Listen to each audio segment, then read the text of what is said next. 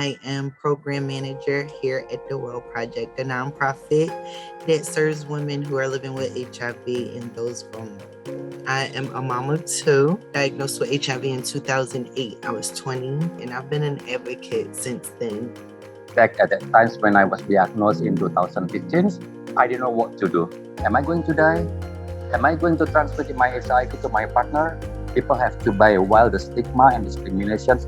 Not everyone in Indonesia understands our movements. We're still doing things by ourselves.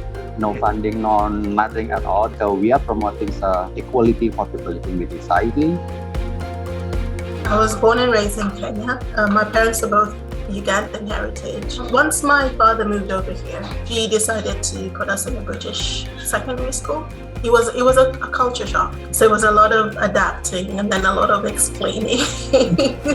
Uganda, like I said, was in a lot of turmoil during my childhood. We ended up losing a lot of people, close cousins, relatives, aunts. Science being my strongest subject, obviously, it just piqued my interest and it was something I wanted to do. Well, I would still like people to know that HIV is still a thing. Many people think that it isn't still, out here, that you don't have to worry about protecting yourself. To hear this theory of this concept of U equals you come out, undetectable equals untransmittable is amazing. We often, so many times, will think that we're so different from the person next to us. We oftentimes are. Everything that related with HIV is being connected with morality.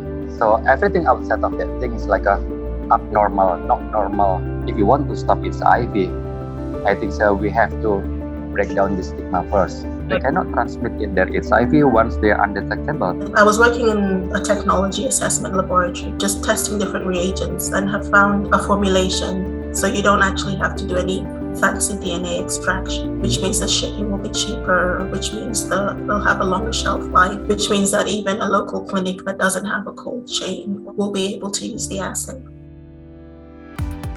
I may not be discovering the next medication or the next vaccine, but I'm glad that I stuck it through because it's good to get to the point where you can see the impact within the HIV field. This is how we can possibly solve this problem. Now there is a light, there is a hope.